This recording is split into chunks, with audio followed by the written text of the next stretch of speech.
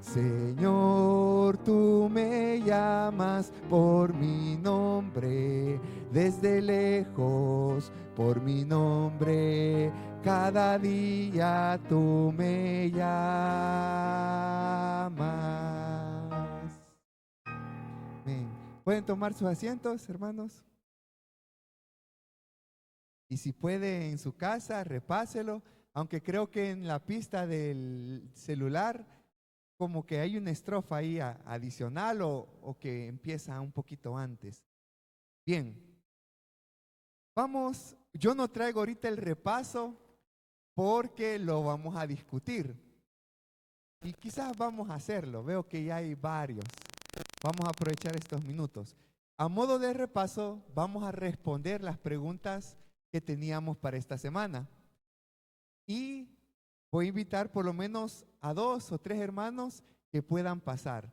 Saben que cuando dejan deberes, a uno no le gustan mucho los deberes. A mí difícilmente, yo digo, con gran alegría uno hace los trabajos.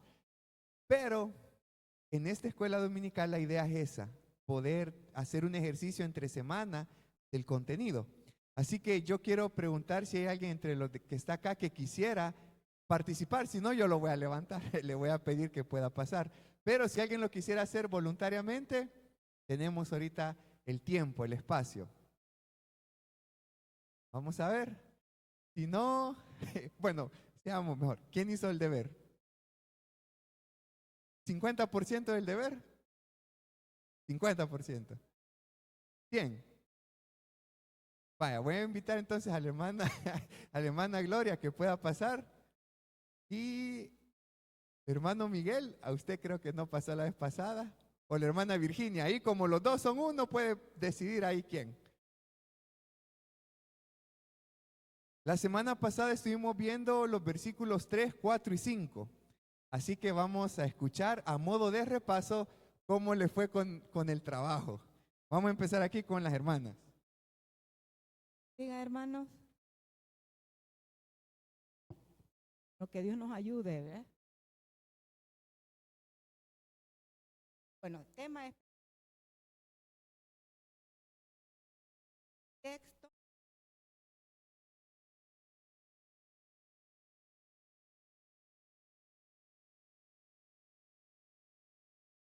Este pasaje. Bueno, yo pienso decir lo que sentí que Dios, que Pedro expresaba acerca del carácter de Dios, que es su misericordia. ¿Qué produce un nuevo nacimiento según Pedro? Pues una esperanza viva. ¿Cómo describe la herencia del creyente? Corruptible e inmarcesible. ¿Qué dice el texto acerca del poder de Dios? Que somos guardados por el poder de Dios mediante la fe para alcanzar la salvación. Ahora, interpretación. ¿Qué significa que la esperanza sea viva? Perdón. Que somos, dice, no, que somos nuevas criaturas en Cristo Jesús. El término renacer significa el nacimiento espiritual, o sea, la regeneración. El acto del Espíritu Santo de llevar al creyente a la familia de Dios. Jesús empleó estos términos cuando le explicó a Nicodemo lo que es la salvación. Juan, capítulo 3. ¿Qué produce el nuevo nacimiento según Pedro?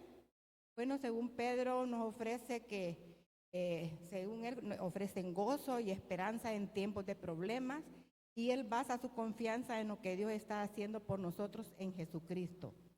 Se nos llama a una esperanza viva de la vida eterna. Nuestra esperanza no es solo futurista. La vida eterna empieza cuando creemos en Dios y nos unimos a su familia. Por mucha aflicción o prueba que estemos pasando en la vida, sabemos que no es nuestra experiencia definitiva. Finalmente viviremos con Cristo para siempre.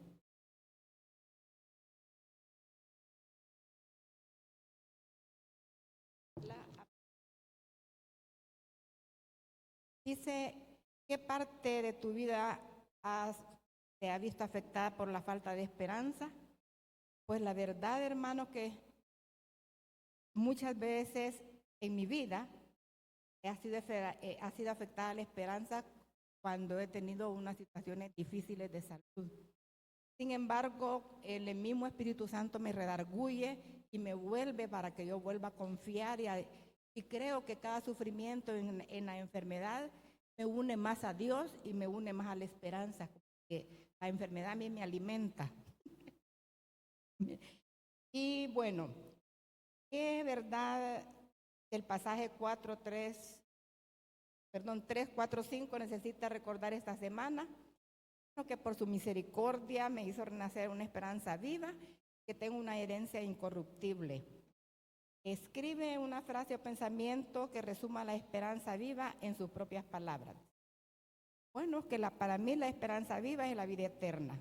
Y eso me significa a mí optimismo confiado. O sea, que me alegra y confío en que Dios está conmigo, me ayuda. Y que también proviene de Dios, que es un don de Dios, de gracia, que es definida por las Escrituras. Amén. Completó los puntos.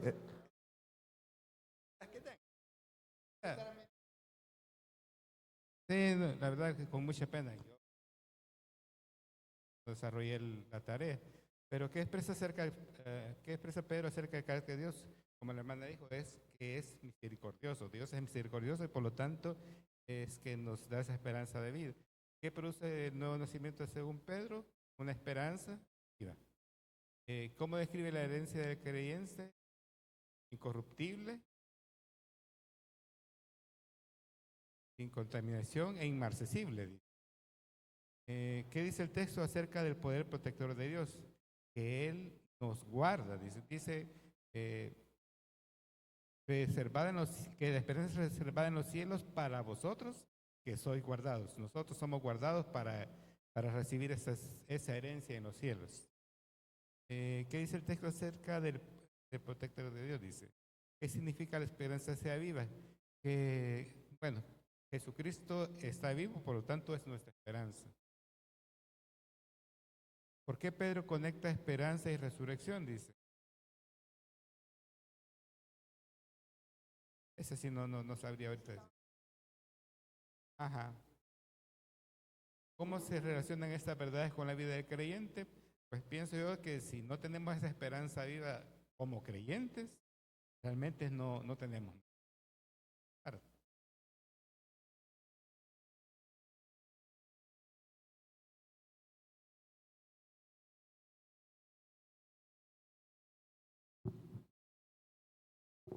Que el Señor les bendiga. Yo no hice la tarea, pero voy a tratar la manera de la verdad, porque también es un versículo. ¿Qué expresa Pedro acerca del misericordioso? El nuevo ser. ¿Qué describe la herencia del creyente? Según el versículo 4, dice que es corruptible, que es incontaminada y que es inmarcesible, reservada en los cielos. ¿Qué dice el texto acerca del poder de Dios? En el versículo 5, que somos guardados por el poder de Dios mediante la fe. ¿Qué significa que la esperanza sea viva? Bueno, según acá, tener fe. Si tenemos fe, tenemos esa esperanza viva. ¿Por qué Pedro conecta esperanza y resurrección? Porque, ellos, los apóstoles, vieron a nuestro Señor Jesucristo, lo vieron, compartieron con Él, vieron que murió, que lo mataron y que resucitó. Y la verdad que la palabra por sí sola tiene vida, ¿verdad? La palabra de Dios es viva y eficaz. Entonces, a través de ellos conocemos la historia y a través de la palabra de Dios tenemos esta esperanza viva, que nuestro Señor Jesucristo murió y resucitó. Así que esa es nuestra esperanza. Porque si nosotros vemos otras religiones, nadie ha muerto y ha vuelto a resucitar, ¿verdad? Solamente nuestro Señor Jesucristo. Entonces, tenemos que estar orgullosos de que pertenecemos a nuestro Señor Jesucristo, porque murió y resucitó y está a la diestra de Dios Padre, nos ha dejado su Espíritu Santo, que es nuestro Consolador, y esa es nuestra esperanza y que Él va a volver por nosotros para llevarnos con Él. ¿Cómo se relacionan estas verdades con la vida cristiana en los creyentes? Creo que ya lo dije, ¿verdad? Con la lectura de la palabra, el congregarnos y bueno, que nuestra fe, el Espíritu Santo nos da esa esperanza viva. Dice aplicación práctica. ¿Qué parte de su vida se ha visto más afectada por la falta de esperanza? Creo que a veces tenemos bajos en nuestra vida espiritual, ¿verdad? Tal vez quizás cuando un ser querido se nos enferma y llega hasta el punto de la muerte y sabemos que ese ser querido es muy... yo tengo el caso de mi padre, un hombre hombre de oración, de ayuno, de vigilia, de lectura de la palabra. Solo me recuerdo del hermano Israel y pasó por un proceso de un cáncer de próstata. Entonces, y en sus últimos momentos él alababa al Señor. Yo decía, ¿por qué? Entonces ahí un poco mi fe decayó. Yo dije, ¿por qué alguien que busca de Dios, que está muy cerca de Dios, le está pasando esto? Entonces yo creo que hay altibajos en nuestra vida espiritual. ¿Qué verdad del pasaje? A recordar esta semana, versículos 4 en el 3, que nuestro Señor es misericordioso, ¿verdad? En el 4, que tenemos una herencia incorruptible, incontaminada y inaccesible. Y en el 5, que somos guardados por el poder de Dios mediante la fe.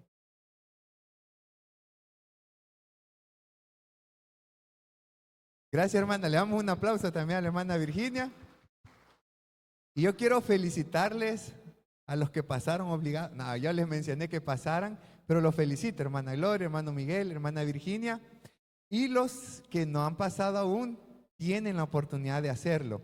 Acuérdense cuando le decían quizás a sus hijos, hagan la tarea. Y el pobre niño ahí como con 5 materias ahí haciendo, y ahí estaba todo frustrado. Pero es parte de todo el proceso de aprendizaje.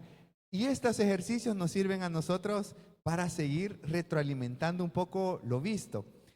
Gracias por habernos explicado nuevamente lo que vimos la semana pasada. Bien, hoy sí vamos a comenzar con el tema de esta mañana, tarde iba a decir, de esta mañana, que tiene que ver con la clase número 5. Pero hay algo muy interesante, el sufrimiento en la vida cristiana. El sufrimiento en la vida cristiana. Por eso se llama el tema que se está estudiando vida cristiana, porque en la vida cristiana necesitamos recordar la salvación, necesitamos recordar la obra redentora de la Trinidad, del Padre, del Hijo, del Espíritu Santo. Necesitamos llenar el corazón de una esperanza viva, saber que un día cuando partamos de acá hay una salvación para nosotros, hay algo especial. Pero dentro de la vida cristiana también nosotros pasamos momentos de sufrimiento, pasamos momentos de dolor. Y saben que vamos a aprender un poco acerca de eso. El sufrimiento en la vida cristiana, creo que ahí no se logra ver, pero yo se los leo. Dice, Dios usa las pruebas para quitar toda confianza o seguridad que tengamos nosotros mismos, permitiéndonos que en nuestras debilidades y limitantes descansemos en su palabra fiel y verdadera. Dios usa las pruebas para hacernos ver lo frágil que somos nosotros. Dios usa las pruebas para poder quitar la autoconfianza que muchas veces nosotros tenemos en la seguridad de decir, yo tengo la capacidad de hacer esto. Quien pueda tener mucho recurso económico podría decir, ¿yo de qué me voy a preocupar para comprar, para satisfacer una necesidad económica? ¿De qué me preocuparía? Puede tener todo el dinero del mundo, pero una enfermedad terminal, por más miles que le dé un médico, más miles que le dé, jamás va a poder quitar esa enfermedad de su familiar. Y esas cosas, hermanos, son las que nos recuerdan lo débil que somos nosotros, lo frágil que somos nosotros. Y Dios usa eso para hacernos ver a nosotros nuestra debilidad y limitantes, para que podamos descansar en su palabra, en sus promesas que son fieles, que son verdaderas. Entonces, el sufrimiento es importante. Y los hermanos que sufrían en las provincias romanas la historia indica lo siguiente: aunque la persecución hacia los cristianos llegó hasta el año 313 después de Cristo, a través de una declaración de un edicto que fue promulgado en el año 313 después de Cristo, en el cual se hacía un edicto de tolerancia, donde ya no se iban a hacer persecuciones a los cristianos. Posteriormente, a través de los años, entre el 324 y 325 después de Cristo, hubo un emperador llamado Constantino, y ese emperador llamado Constantino fue el primer cristiano que llegó al reconocimiento de Dios y quitó la persecución de los cristianos. Miren cuántos años pasaron, desde el año 60 hasta el 325-24 después de Cristo. No fueron meses, no fueron 100 años, fueron casi, 240, 260 años de persecución. Y una persecución de tal que nunca se había visto tan directa hacia el cristiano, hacia el pueblo de Dios. Y la pregunta es válida: ¿por qué sufren las personas? ¿Por qué el sufrimiento era necesario? Les voy a invitar que vayan conmigo a sus Biblias y vamos a ir a Primera de Pedro, capítulo 1, versículo 6. Primera de Pedro, capítulo 1, versículo 6.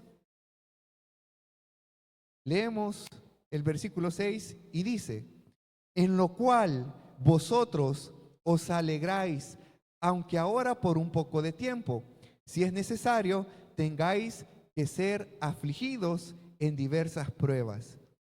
El versículo 6, yo les mencioné en las primeras clases que el escritor usa un griego fino, usa un griego de mucha altura, porque une oraciones y va describiendo una línea de pensamiento desde el versículo 3 hasta el 6 de manera increíble. Entonces el versículo 6 inicia retomando un poco de lo que ya mirábamos anteriormente en los versículos anteriores. Dice: en lo cual vosotros os alegráis, dice, en la salvación, en la esperanza viva, que es incontaminada, incorruptible, inmarcesible. Ustedes se alegran en eso y es bien, es correcto. Aunque ahora por un poco de tiempo, si es necesario, dice, tengáis que ser, ¿qué? Afligidos en diversas pruebas. Ahora, hay algo que destaca este versículo 6 y es: aunque ahora por un poco de tiempo, si es necesario, tengáis que ser afligidos. ¿Qué es lo que a nosotros nos recuerda este versículo? En primer lugar, que el sufrimiento es temporal. El sufrimiento es temporal. Y ahora, el sufrimiento temporal puede ser que sea temporal de un mes, puede ser que sea temporal de 2 meses, puede ser que sea temporal de 30 meses, o puede ser que sea temporal de 260 años, o 300 años. Puede ser que sea de esa cantidad, pero Pedro les recuerda algo a estos hermanos y él les dice: hermanos, aunque ahora por un poco de tiempo es necesario algo, que tengáis que ser afligidos en diversas pruebas. Y en ese sufrimiento encontramos una palabra que hace relación a tiempo: poco de tiempo. Nos lleva a la idea de un sufrimiento temporal. Posteriormente, el sufrimiento es diverso también. El sufrimiento que pueda padecer, por ejemplo, Lenin. ¿Cuántos años tenés, Lenin? 16 años. El sufrimiento que él tenga, yo no lo puedo entender, muy probablemente. El sufrimiento que yo pueda tener, quizás él no me va a lograr comprender. Y así cada uno de nosotros. Son diversas pruebas. Algunos hermanos mencionaban que duele mucho la partida. Yo estoy muy parado quizás para despedirme de alguien, de un ser querido, de mi familia. Yo creo eso todavía. Claro, me va a doler el corazón, pero la palabra me va a llenar de consuelo grandemente. De eso yo no tengo duda. Voy a llorar. Pero el sufrimiento temporal es de manera diversa en cada uno de los que estamos acá. No podemos creer que la misma situación de una hermana es la misma de otra. Es diferente. Pero ese sufrimiento, Pedro recuerda algo dentro de la vida cristiana. Es temporal, hermanos. Ese sufrimiento es temporal. Y ya sea que nosotros veamos la respuesta o que partamos al Señor y no veamos la respuesta, pero el tiempo, el sufrimiento es temporal. Ejemplo, los que ya han mencionado ustedes, enfermedades, el rechazo puede ser un sufrimiento también, la pérdida de bienes, la pérdida de un trabajo, la pérdida de un ingreso, eso frustra, eso llena un poco de aflicción, llena de sufrimiento. La injusticia, el hermano Gregorio, no recuerdo el apellido, que venía a predicar bastante, él dijo una vez en una predicación en una calle, un 15 de diciembre, el hombre injusto, decía él, pidiendo justicia. Y tiene mucho sentido que el hombre injusto esté pidiendo muchas veces justicia. Porque Dios es justo y Él es juez, soberano en todo. Pero muchas veces nosotros también podemos decir, Señor, haz justicia en esto. Señor, haz justicia en mi trabajo, haz justicia en mi lugar donde resido, haz justicia, Señor. Haz justicia donde yo me siento afectado. Conforme a tus propósitos, haz justicia, Señor. En las crisis familiares, cuando de repente llega una llamada y le dicen, o le mandan un correo electrónico, hermano o persona tal, su trabajo llega hasta el 15 de tal mes. Y uno así como que, ay, tengo que pagar esto, dice uno, o tengo que cubrir necesidades. Son aflicciones de diversas pruebas. Pero estos hermanos tenían un sufrimiento específico, que lo vimos en el contexto. Nerón los perseguía para asesinarlos, eran vituperados, eran insultados por tener una manera de vida. Ahora, quiero hacerles una... Tal vez dos me puedan dar muy puntualmente. ¿Es necesario el sufrimiento en la vida cristiana? ¿Qué piensan? Voy a pedir al hermano Cuellar que nos pueda dar, ¿es necesario la vida cristiana por esto y lo otro? O no, por esto y lo otro. ¿Es necesario el sufrimiento en la vida cristiana?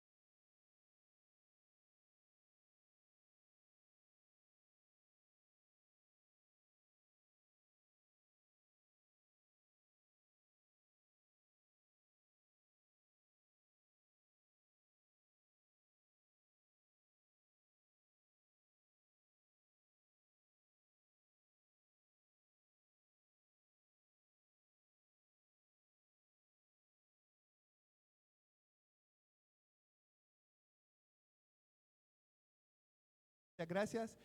Voy a pedir a nuestra hermana, la hermana que está detrás de la hermana Gloria, a hermana Adita. La hermana Gloria, como ya le hice pasar, ahorita la vamos, pero en la próxima semana. Hermana, la misma pregunta. Sí, por esto y lo otro, o no, no es necesario, por esto y lo otro es necesario el sufrimiento en la vida cristiana.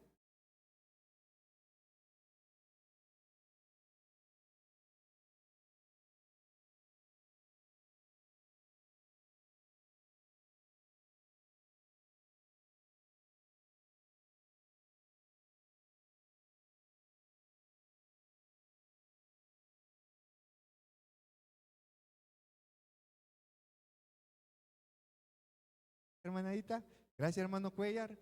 Saben que creo que algo que tiene sentido para los hijos de Dios decir sí, es necesaria la prueba. Pero si ustedes le preguntaran a alguien que no tiene una esperanza viva, que no ha sido llevado de muerte a vida, él le va a decir no, jamás en mi vida, yo no quiero sufrir, yo no quiero padecer.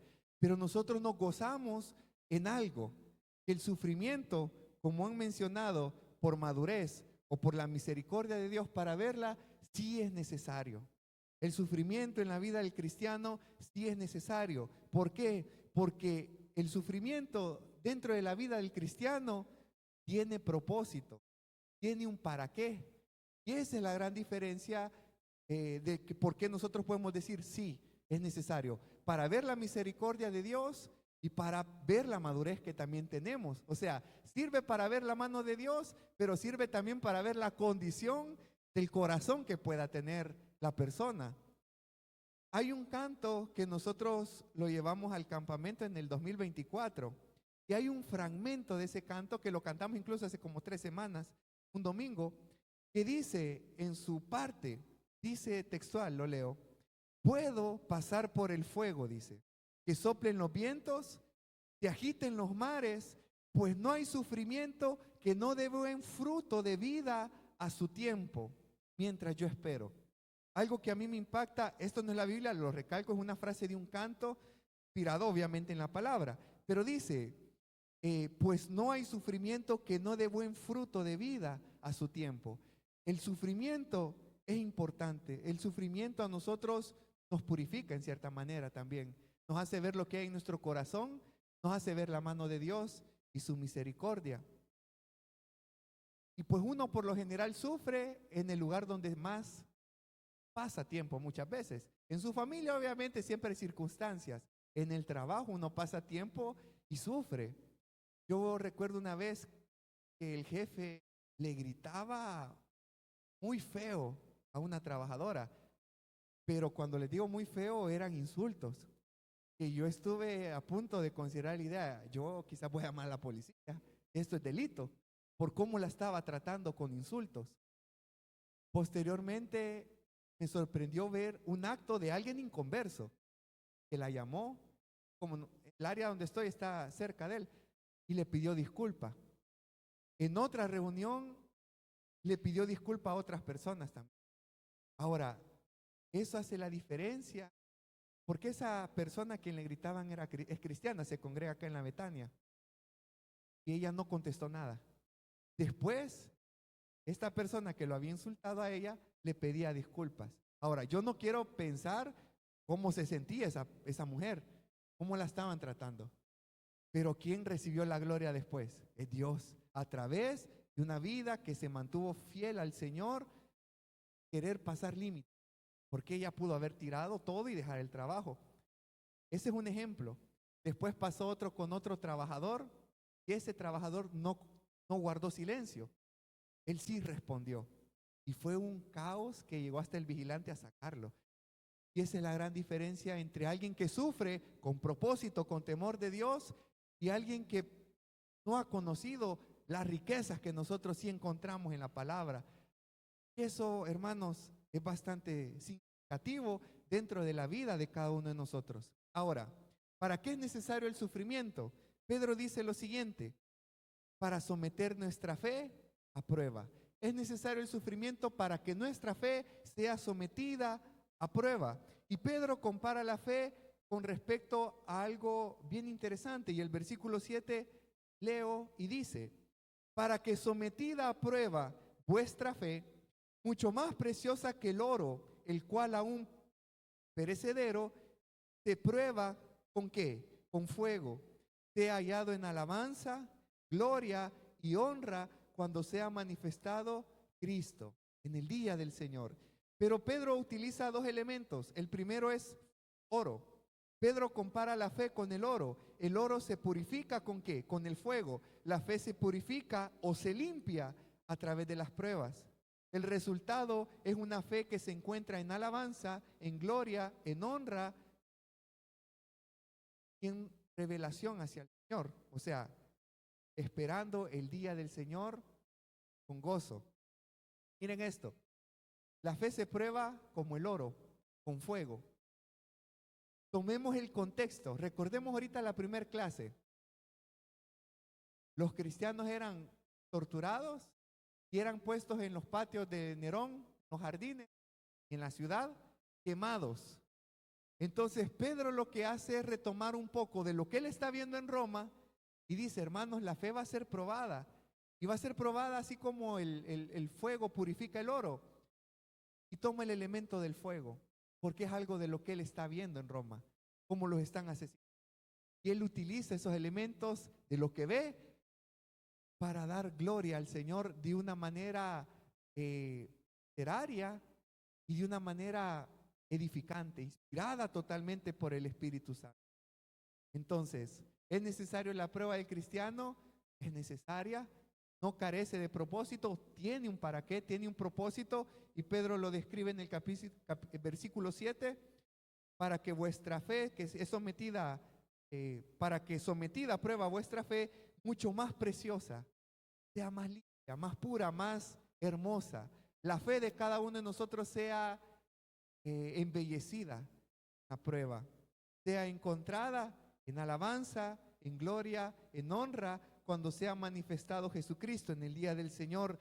Dice Pedro, a quien ustedes aman sin haberle visto, en quien creyendo aún ahora no lo veáis, os alegráis con gozo inefable, con un gozo que no se puede describir con palabras, y glorioso, obteniendo el fin de vuestra fe, que es, versículo 9, la salvación de vuestras almas, la salvación de vuestras almas.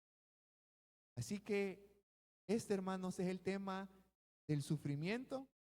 Este es el tema de la clase número 5, el sufrimiento en la vida cristiana. Hemos visto que es necesario. Nos queda un tema más para terminar la unidad 1. Así que continuamos. Esta semana no hay deberes, para que vamos a ir quizás una semana de deber, otra semana de descanso, para que puedan no afligirse uno a veces, andar afanado ahí entre semana. Van a preguntar a mí. ¿Saben que los jóvenes, estamos estudiando esto con los jóvenes, y los jóvenes tienen 20 minutos para llenar esa hojita? Es. Y miren, es bonito ver a los jóvenes llenando esa hojita, preguntando y participando. Así que nos vamos a poner de pie, hermanos, y vamos a terminar la escuela bíblica. Son de 40 a 45 minutos, pero para que puedan ir al baño, tomar café o estar sentaditos, pues vamos a concluir con la clase número 5 que fue de este día. Gracias, Padre, porque esta mañana tú nos has enseñado a través de la Biblia la importancia que tiene, Señor, sufrir. Muchas veces no lo entendemos en el momento, Señor. Muchas veces quizás nos negamos a aceptarlo, Señor, durante ese proceso, Señor. Pero después que ha pasado el tiempo y que nuestra fe ha sido purificada, después que ha pasado el tiempo y hemos visto, Señor, la madurez que pueda haber en nuestros corazones, y hemos visto tu mano misericordiosa, Señor, obrando a favor de cada uno de tus hijos, nosotros podemos encontrar, Señor, y concluir que es necesario pasar diversas pruebas, Señor. Te pido que tú nos puedas consolar, fortalecer, si en este momento nosotros estamos atravesando una circunstancia personal, que podamos recordar, Señor, tu palabra, porque el fin, Señor, de todo nos lleva a saber que estamos de paso en esta tierra, porque un día estaremos delante de tu presencia, Señor, por toda la eternidad. Gracias por esto, por esta enseñanza, por estos versículos que tú nos dejas, y gracias por la vida de cada hermano, Señor, que se hizo presente. Te pedimos que nos guardes, nos ayudes y nos fortalezcas para lo que sigue del culto. En nombre de Cristo Jesús, amén. Dios les bendiga, hermanos, y vamos a hacer la pausa. Pueden salir o estirarse un poquito.